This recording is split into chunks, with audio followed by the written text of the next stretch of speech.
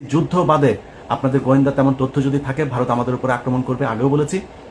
আপনারা বাংলাদেশের জনগণকে ট্রেন আপ করেন, অস্ত্রের জন্য যেটা প্রয়োজন, যেখান থেকে অস্ত্র আনার প্রয়োজন হয় সেটার জন্য দ্রুত তড়িৎ ব্যবস্থা নেন।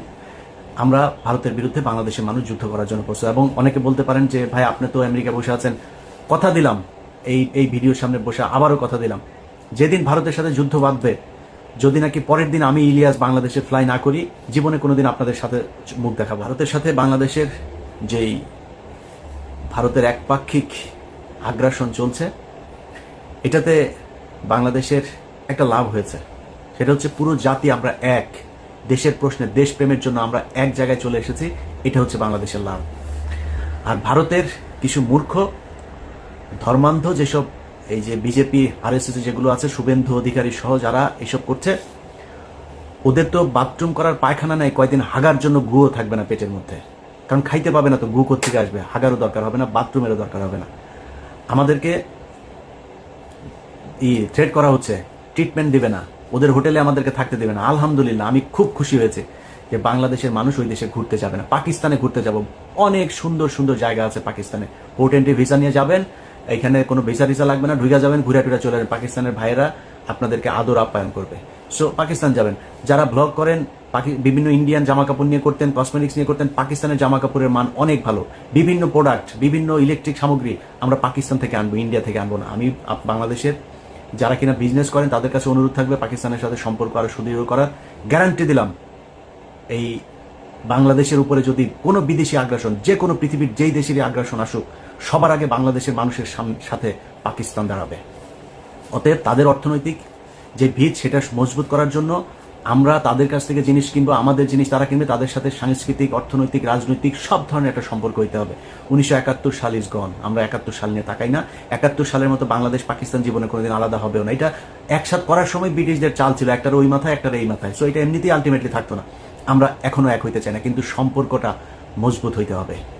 আমার দেশের কোনো সমস্যার জন্য যাতে পাকিস্তান তাদের পারমাণবিক অস্ত্র থেকে শুরু করে যা যা প্রয়োজন সেটা যাতে আমরা মনে করতে পারি এটা আমাদের, এবং ভারত সেটার জন্য যেন ভয় পায়, আমাদের সেই সম্পর্কটা তাদের সাথে থাকতে হবে। অতএব আমরা পাকিস্তান যাব। যারা চিকিৎসক, আপনাদের কাছে অনুরোধ, আমাদের এখন সবচেয়ে বড় সমস্যা যেটা আমরা মনে করছি, যে না পারতে অনেক মানুষকে ভারতে যেতে হয়। আপনাদের বাংলাদেশের চিকিৎসকদের কাছে হাত জোর করে অনুরোধ করছি, বাংলাদেশে অনেক খারাপ ডাক্তার আছে, অনেক খারাপ হাসপাতাল আছে, অনেক ভালো মানুষও আছে। অতএব ভালো মানুষ ডাক্তার যারা আছেন, ভালো মানুষ বিজনেসম্যান যারা আছেন, আপনাদের কাছে অনুরোধ, গাজীপুর, নারায়ণগঞ্জ, সাভার, অন্তত এইসব জায়গাগুলোতেও, বিভাগীয় শহর, এই জায়গাগুলোতে যদি বড় বড় কিছু ভালো ভালো হসপিটাল করেন, যেটার এই ডাকাতি করবে না, রিপোর্ট করার নামে, টেস্ট করার নামে মানুষের গলা কাটবে না, এরকম অন্তত সারা বাংলাদেশে 10 জন মানুষ কি আপনারা নাই?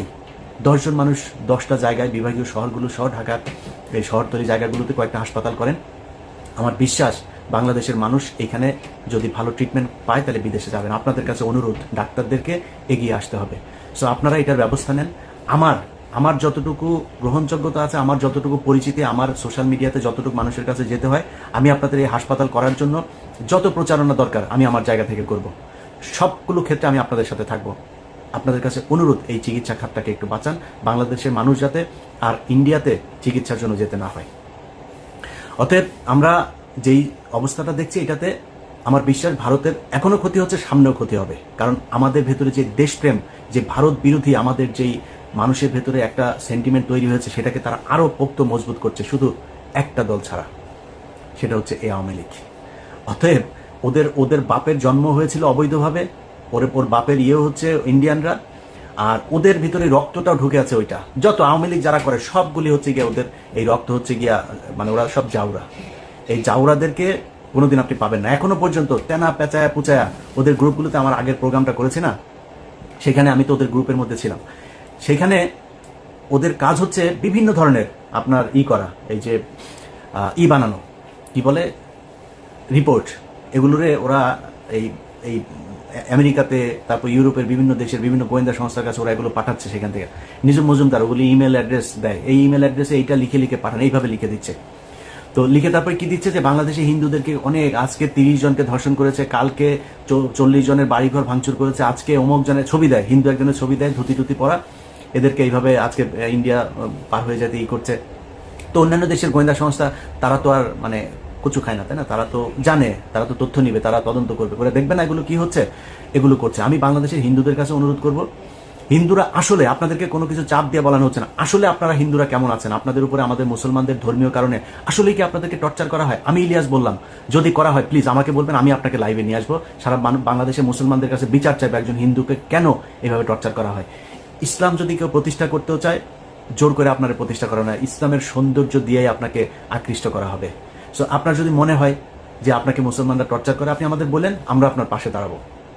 আমি কথা দিচ্ছি, অনেক মানুষ হয়তো মনে করেন আমি খুব হিন্দু বিদ্বেষ, আর ভাই আপনার বিদ্বেষ দিয়ে আমি কি করবো? বাংলা পৃথিবীর মধ্যে 180 কোটি 200 কোটি মুসলমান, এত মুসলমান দরকার নাই তো ভাই, বহুত মুসলমান আছে, মুসলমানরাই ইসলাম পালন করেন। আপনি হিন্দু কোন ধর্ম পালন করলেন আমার সমস্যা আছে না, আপনি আপনার ধর্ম করেন ভাই, আমি আমার ধর্ম করব। আমি আমার ধর্মের সৌন্দর্যটা আপনার সাথে যদি ওইরকম সম্পর্ক হয়, আমি বলবো যে ভাই আমার ধর্মটা এই, আপনার ভাল লাগলে আপনি ডিসিশন নিয়ে নেবেন আপনি কোন ধর্ম পালন করবেন। সো আপনাদেরকে জোর করে কেউ ধর্ম পালন করাইতে যাবে না, এবং ধর্মের কারণে বাংলাদেশে কোনোদিন কোনো হিন্দুর উপরই করে না। যদি সত্যবাদী হয়ে থাকেন তাহলে স্বীকার করবেন এই বাংলাদেশে সবচাইতে বেশি নির্যাতন হিন্দুদের উপর করেছে আওয়ামী লীগ। অতএব সাধারণ হিন্দু আপনারা যারা আছেন, আপনাদেরকে বলবো আপনারা সারা দেশের সবাই মিলে একটা সমাবেশ করেন, ঢাকাতে একটা ডেট দেন, আপনারা ওই সমাবেশে আসেন, আপনাদের সাথে আমাদের লোকজনও থাকবে আপনাদের সাথে সংহতি জানানোর জন্য। সারা পৃথিবীকে আপনারা জানিয়ে দেন যে বাংলাদেশের হিন্দুরা আসলে কেমন আছে। তারা ভারতের বিভিন্ন গণমাধ্যম দিয়ে সবচাইতে স্পর্শকাতর একটা খবর, আমি সেটা করতে পারি নাই, সত্যতা যাচাই করতে পারি নাই, তাদের ওইখানে লেখালেখি হচ্ছে ডেইলি স্টার যেহেতু ইংলিশ পত্রিকা, ওদের ওইখানে কিছু পত্রিকা নাকি তারা ছাপছে, যেটা তাদের ছাপাখানায় এটা করা হচ্ছে, যেটা বাংলাদেশে যেই কপিটা যাচ্ছে ওই কপিটা না, আলাদাভাবে তারা 100 করে কপি ছাপছে, যেই কপিগুলো পৃথিবীর বিভিন্ন জায়গায় দিচ্ছে, ওই কপিগুলোর ভেতরে তারা এই হিন্দুদের উপরে খুব টর্চার হচ্ছে। সব ঠিক থাকছে, এই দিকের পেজ ওই দিকের পেজ সব ঠিক রেখে শুধুমাত্র হিন্দুদের কিছু নিউজ, এই সংখ্যালঘুদের উপর নির্যাতনের কিছু নিউজ সেখানে ঢুকিয়ে দেওয়া হচ্ছে। ওই কপিটা তখন পাঠিয়ে দেওয়া হচ্ছে। এখন একটা ইংলিশ পত্রিকার যখন মূল কপি আপনাকে প্রিন্ট কপি যখন দেওয়া হবে, তখন তো একটা দেশ বিশ্বাস করবে, ও আচ্ছা ডেইলি স্টারের মতো পত্রিকা এটা বলেছে, তাহলে তো বোধহয় এটা সত্যি। এটা করা হচ্ছে। আমি মনে করি গোয়েন্দা সংস্থার এটা যাচাই করে দেখা উচিত। আমি লাস্ট প্রোগ্রামে যেই স্ক্রিনশট, ওইখানে অনেকের ফোন নাম্বার আছে। লেফটেন্যান্ট কর্নেল রেদওয়ানকে শুনলাম গ্রেপ্তার করা হয়েছে, জেড খান পান্না তাকে গ্রেপ্তার করা উচিত। যে ফোন নাম্বারগুলো, বাংলাদেশি ফোন নাম্বারগুলো যেখানে দেওয়া আছে, অনেকের ছবি অনেকের ভিডিও সেখানে প্রচার করা হয়েছে, আপনাদের উচিত তাদেরকে ধরে জিজ্ঞাসাবাদ করা। পরবর্তীতে আমরা 10 তারিখের একটা ষড়যন্ত্রের কথা 8 তারিখে প্রচার করেছিলাম, 30 তারিখেরটা 29 তারিখে প্রচার করেছিলাম। সামনে হয়তো এরকম অনেক কিছু হবে, সেটা আমি জানবও না, প্রচার হবে না, প্রকাশ পাবে না, তখন তারা একটা বিশৃঙ্খলা তৈরি করার চেষ্টা করবে। সো আমি মনে করি যে আপনাদের উচিত এই বিষয়গুলো, খুব গোয়েন্দা সংস্থার বিশেষ করে এই ব্যাপারে তৎপর হওয়া উচিত। তারা কি করছে, এই কারা কারা ছিল, এই নাম্বারগুলো কাদের কাদের, তাদেরকে ধরা উচিত।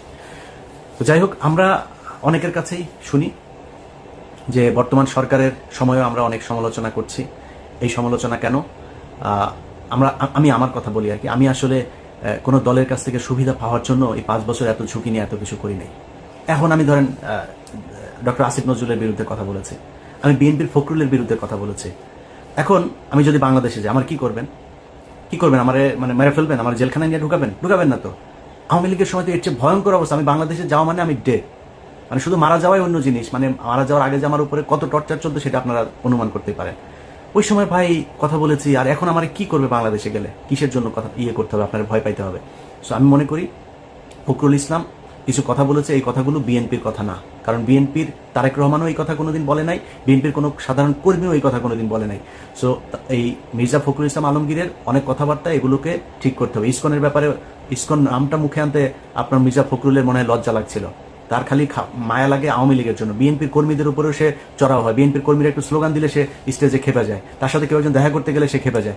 সো মির্জা ফখরুল ইসলামের প্রীতি হচ্ছে আওয়ামী লীগের সাথে, বিএনপির সাথে বা বাংলাদেশের জাতীয়তাবাদী শক্তি যা তাদের সাথে না। অতএব তাদের ব্যাপারে আমাদের সমালোচনা থাকবে। এই সমালোচনা কেন? একদম স্পষ্ট পরিষ্কার। কেউ যদি প্রথম আলোকে বাঁচাইতে আসে, কেউ যদি ইসকনকে বাঁচাইতে আসে, কেউ যদি আওয়ামী লীগকে বাঁচাইতে আসে, সেটা করতে দেওয়া হবে না। অনেকে মনে করতে পারেন যে ভাই বিএনপির সমস্যা না হলে আমার সমস্যা কি?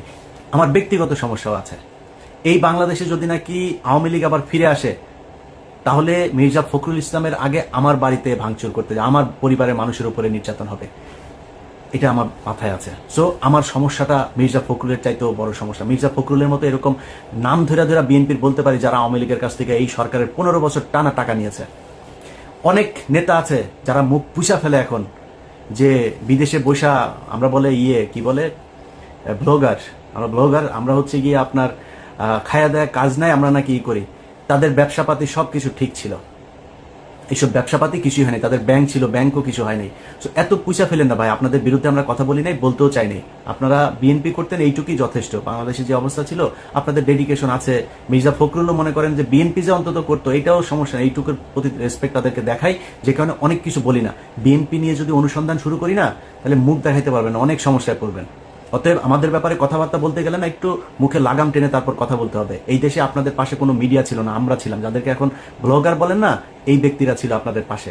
খুব হিসাব করে কথা বলতে হবে। আমরা টাকা পয়সা নিলে না, বিএনপির কাছ থেকে না। এখানে এতদিনে 3-4টা মিলিয়ন মিলিয়ন ডলারের বাড়ি থাকতো। আওয়ামী লীগের সময়ে এইসব অফার আমাদের ছিল, আমরা সেগুলোতে যাই নাই। অতএব আমাদের এত সহজে কিনা ফেলতেও চান না, বিক্রি করে দিতেও চান না। কথা বলতে গেলে খুব হিসাব করে কার বিরুদ্ধে বলছেন ওটা বলতে হবে ওইভাবে। তো যাই হোক, আমরা কোনো সরকারের বিরুদ্ধে না। ইউনূস সরকারের এক সাংবাদিক লিখেছে আমার নাকি বাংলাদেশে যাইতে সমস্যা, এটা বোঝানোর জন্য নাকি করছে। আমি আমার ভিডিওতে বলছি আমার বাংলাদেশে কোনো সমস্যা নাই।